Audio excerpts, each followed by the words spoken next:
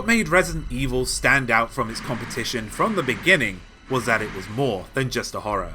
It had action, and it had a gallery of firearms to prove it. Since then, the franchise has only added more and more to its giant magic chest full of weapons. Classics like shotguns and grenade launchers return with every title, but it also has a history of having some downright weird ones. Guns that belong in hard sci-fi, and melee weapons that feel more akin to Dungeons and Dragons than anything else. I'm James from First Aid Spray, and this is 5 wacky Resident Evil weapons. Roll for initiative. The Finger. While the recent remakes of Resident Evil 2 and 3 have tried to stay somewhat grounded in reality, Remake 3 decided to fully jump the shark when it came time to finish off Nemesis. After all, this dude had been following you around with a rocket launcher and a flamethrower strapped to his back. Perhaps an eye for an eye was only fair. Whilst there was a railgun in the original RE3, the Paracelsus sword, the remake's take on this weapon is far more ridiculous. For those who don't know, railguns are a real thing and involve using electromagnetic fields to propel a projectile. They are monstrously large, impractical, and probably only useful if your target has recently become a slow-moving, mindless blob only driven by its need to eliminate a single target. Not only does the remake change the pretty cool name for something entirely silly, it also takes that true-to-life design and swaps it for a handheld projectile launcher that has to be recharged with batteries that conveniently get stuck and have to be manually pushed in so that the fight with the giant blob Dark Souls Nemesis can last longer than 20 seconds. The most ridiculous part of this gun is it looks like it's firing a friggin' laser that cuts through Blob Souls Nemi in seconds and eventually causes him to explode, which, I guess, is satisfying, but you've got to feel for Jill's dry cleaning bill. Good riddance.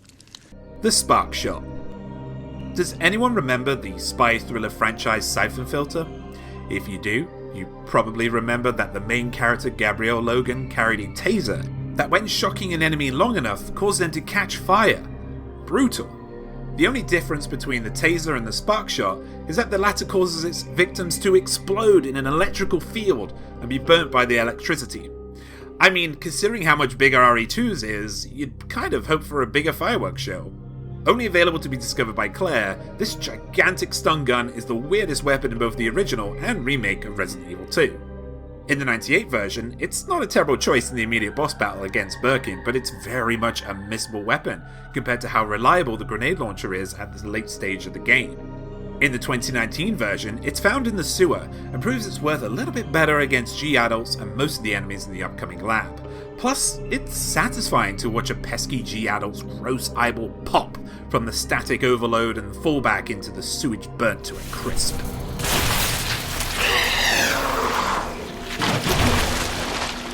The Hot Dogger. Wait, what? The Hot Dogger? Who comes up with these names? I can't wait for the Hamburg Zuka. Wait, is this a Jill sandwich joke? The Hot Dogger is a purchasable bonus weapon in the Resident Evil 3 remake. While Leon and Claire were lucky to just unlock a knife that doesn't break after half a dozen swings, Jill gets the honor of wielding this knife of flame tongue, which will let you set enemies ablaze in a single swipe. The Hot Dogger looks like someone visited Commander Shepard, ripped the Omniblade off their wrist, and stuck a handle on the end. The absolute pure havoc this weapon can cause is hilarious, and it comes at a pretty reasonable price of 7,200 points at the in-game store. But at the end of the day, it is still just a knife, and it does mean getting close to your enemies to use it, even if it does barbecue anything it touches. Plus, it's really hard to get over the giant orange glowing machete hanging off of Jill's back while she's being chased by Leather Daddy and avoiding giant mutant toads. Also, the name. Really hard to get over that name. The Bubble Gun. Everyone remembers innocent childhood summer afternoons, chasing bubbles and giggling when they pop just out of arm's reach. And then being unable to move momentarily because the bubbles paralyze you. No? Well, that's just what this bonus weapon in Resident Evil Revelations 2 does.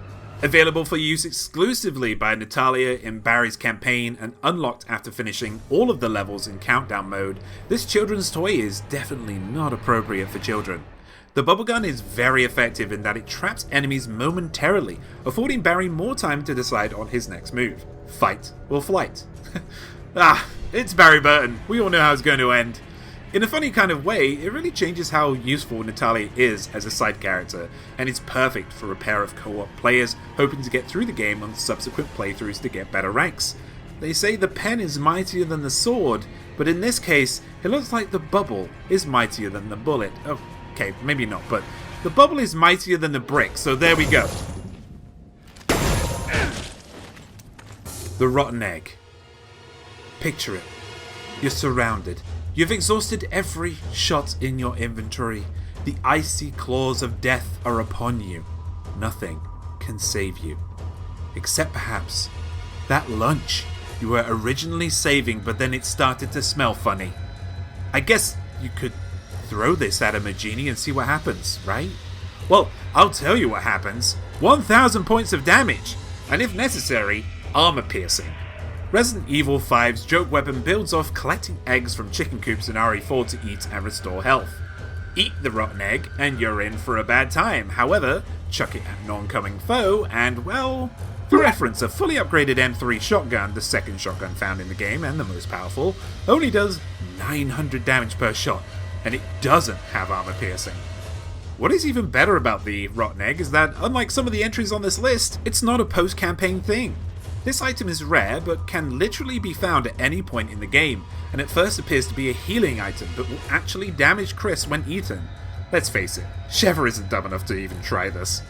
Next time you find yourself playing RE5 and you come across a rotten egg, remember to save it so that you can smack someone in the face with it and laugh as their armor does nothing to protect them from the smelly monstrosity you just unleashed upon them. And those are 5 wacky Resident Evil weapons. Know of any that we missed? Tell us about them in the comments below. Don't forget to subscribe for more content like this and listen to our podcast on all of the good places where podcasts can be found. I'm James from First Aid Spray, and I put on my robe and wizard's hat and cast Fireball!